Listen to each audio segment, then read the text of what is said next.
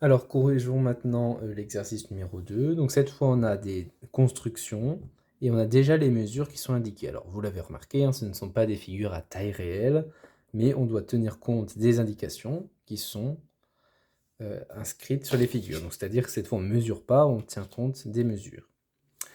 Alors, dans le cas petit a, voici un triangle, on a tous les côtés, toutes les mesures des côtés et une hauteur, une seule, qui est un segment perpendiculaire avec l'angle droit, là, regardez, et qui passe par le sommet opposé, donc on a la hauteur. Donc je vais la tracer en rouge.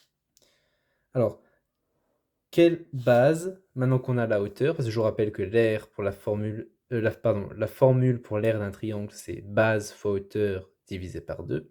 Maintenant qu'on a une hauteur, il faut trouver la base. Alors, est-ce que c'est ce côté-là, la base de cette hauteur? Est-ce que c'est ce côté-là ou est-ce que c'est ce côté-là? Eh bien là, il ne faut pas se tromper, hein. Il faut bien prendre la base qui correspond à la hauteur qu'on a choisie. Donc là, on a choisi celle-ci. Et donc la base qui correspond à cette hauteur, c'est le côté là qui est perpendiculaire avec la hauteur. Donc, je le repasse en vert. C'est cette base-là. Donc, ces indications-là, ce sont des pièges. 6,9 et 4,6, ce sont des pièges. Il ne fallait pas prendre ces nombres pour le calcul. Donc, allons-y, maintenant qu'on a repéré tout ce qu'il nous faut. L'air, c'est la base, donc 6,6 cm, fois la hauteur. La hauteur, c'est 4,4 cm. Et on n'oublie pas de diviser par 2. Alors, on peut faire à la calculatrice, ça fait 29,04 divisé par 2, ce qui donne 14,52. Et on n'oublie pas l'unité, centimètre carré.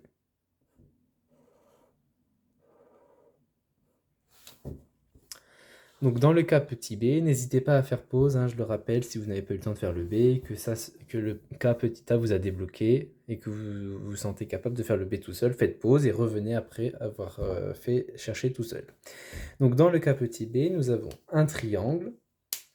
Et alors là, on a beaucoup d'informations. On voit qu'il y a deux angles droits ici. On a ce côté-là, ce côté-là. Et surtout, on nous demande deux méthodes. Alors, à votre avis, pourquoi on vous demande deux méthodes? Eh bien, c'est-à-dire, on va calculer l'aire du triangle en prenant une hauteur et une base, puis en prenant une autre hauteur avec sa base. D'accord? Donc, on va faire deux calculs qui, normalement, devront avoir le même résultat, hein, puisque finalement, on calcule l'aire d'un même triangle. Alors, allons-y. J'écris R base fois hauteur divisé par 2. Alors, choisissons une hauteur, par exemple. Donc, une hauteur du triangle, c'est, par exemple, celle que je repasse en rouge. C'est bien un segment qui est perpendiculaire à un côté qui passe par le sommet opposé. Donc, on va l'appeler H comme hauteur et petit 1 pour dire que c'est la première hauteur qu'on considère. Donc, H1. Mais il faut la multiplier par la base qui correspond.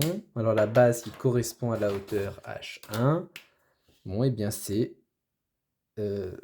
cette base ici qui est perpendiculaire. On va l'appeler B1 pour base 1.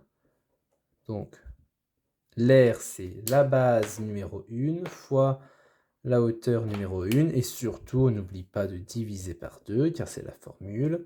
Alors maintenant, on y va. La hauteur, ou plutôt la base numéro 1, c'est 6,6 fois,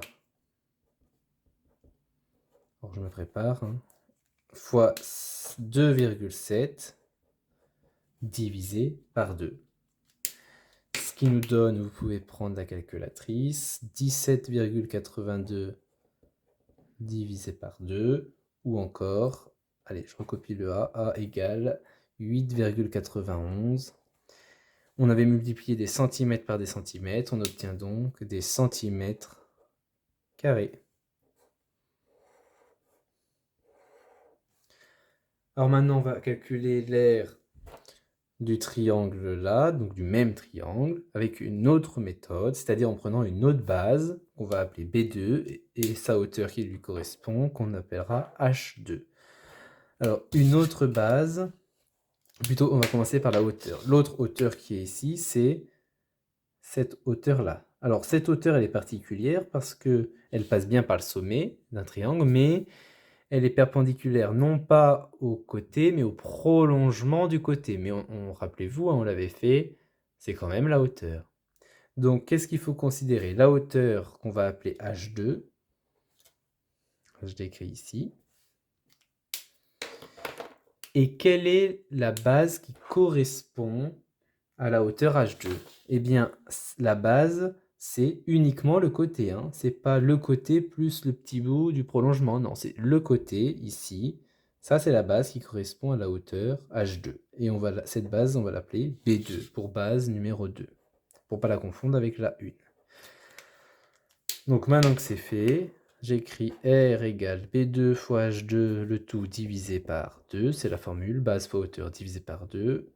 B2, c'est 3,3. H2, donc c'est tout des centimètres. Hein. H2, c'est 5,4 cm. Je divise le tout par 2. Donc 3,3 fois 5,4, ça fait 17,82. Le tout divisé par 2. Ah bah regardez, on retrouve le même calcul que juste avant. Et donc on a bien la même réponse, c'est-à-dire 8,91 cm². Bon, encore heureux qu'on trouve la même chose, hein, parce que finalement on calcule l'aire du même triangle. Voilà.